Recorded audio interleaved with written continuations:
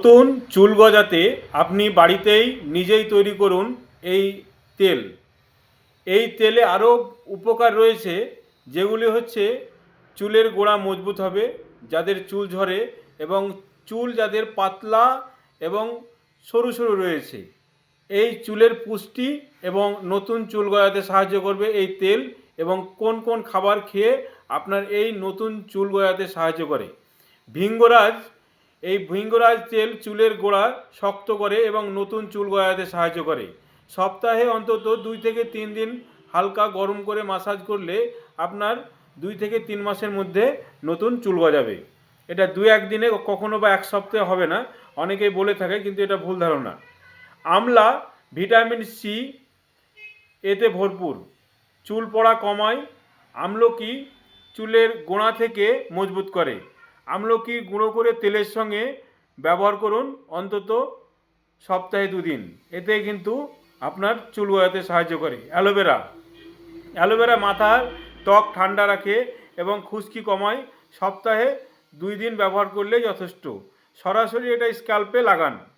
নারকেলের তেল এবং কালো জিরার তেল, এটা রক্ত সঞ্চালন বাড়ায়, চুলের গোড়াতে পুষ্টি দেয়, এছাড়াও চুলকে মজবুত করে এবং নতুন চুল গজাতে সাহায্য করে। এই চুল যাদের ঝরছে বা অল্প বয়সে টাক পড়ে যাচ্ছে, অনেক মহিলাদের চুল ঝরে যাচ্ছে, তাদের জন্য বলছি। চুল ঝরার অনেকগুলো কারণ রয়েছে আপনার, যেমন ঘুম যাদের কম হয়, ডিপ্রেশনে থাকেন, টেনশানে থাকেন, তাহলে কিন্তু তাদের চুল উঠবেই। আবার আয়রনের ঘাটতির জন্যেও হয়ে থাকে, টেনশানে হয়ে থাকে, প্রোটিন সমৃদ্ধ খাবার যারা কম খান সে কারণে হয়ে থাকে। অনেক সময় ভেজা মাথায় অনেকে কাপড় বেঁধে রাখেন বা হেলমেট পরেন, সে কারণে কিন্তু ভাপ ধরে চুল উঠে যায়। এগুলো কিন্তু খেয়াল রাখতে হয়। বেশি খুশকি থাকলে কিন্তু চুল উঠবে।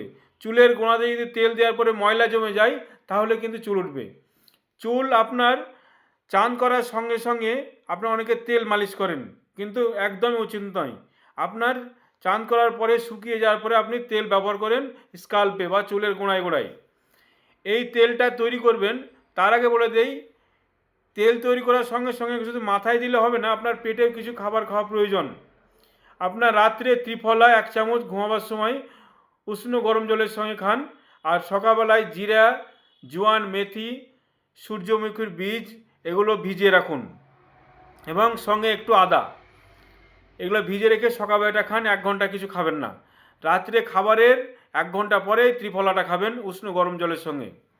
আর কিভাবে এই তেলটা তৈরি করবেন, এটাই হচ্ছে আসল কথা। এই তেল তৈরি করতে লাগলে আপনার 1 কাপ নারকেলের তেল নেবেন, খাঁটি নারকেলের তেল 1 কাপ, 2 চামচ ভিঙ্গরাজের গুঁড়া বা ভিঙ্গরাজের পাতা, আমলা 2 চামচ, আপনার মেথি 2 চামচ, হালকা আঁচে গরম করবেন। এর সঙ্গে দিবেন আপনি ফ্ল্যাক্সিড বা তিসি বীজ, সাদা তিল হলেও চলবে, নাহলে লাল তিল দিলেও চলবে, এটা 2 চামচ দেবেন। পেঁয়াজের খোসা 1 চামচ বা 3 গ্রাম যথেষ্ট। এইগুলো ফুটিয়ে হালকা আঁচে ফোটাবেন, অন্তত 5 থেকে 7 মিনিট ফোটান। যখন দেখবেন ওই ভিঙ্গরাজের পাতাগুলো কালো হয়ে যাচ্ছে, তখন এটা নামিয়ে ঠান্ডা করে এটা ভরে রাখুন। প্রতিদিন না হলেও সপ্তাহে আপনি 2 থেকে 3 দিন ব্যবহার করুন। এতে কিন্তু আপনার চুলের গোড়া মজবুত হবে, নতুন চুল গজাতে সাহায্য করবে, চুলে অনেক পুষ্টি পাওয়া যায়। নিয়মিত 3 মাস ব্যবহার করলে ইনশাল্লাহ আপনি রেজাল্ট পেয়ে যাবেন। আমাদের এই স্বাস্থ্যকর টিপস যদি ভালো লাগে থাকে, অন্য মানুষদের, যেসব মানুষের টাক পড়ে গেছে বা চুল পাতলা হয়ে গেছে, চুলের জন্যে অনেকের মানে চেহারার যে একটা ভারসাম্য সেটা কমে যায়, চুল না থাকলে একটা কলমের পেনের নিব যেমন না থাকলে কীরকম মনে হয়, মুখে যদি না থাকে কলমের, সেরকম মাথার চুল না থাকলে অনেকের খারাপ লাগে।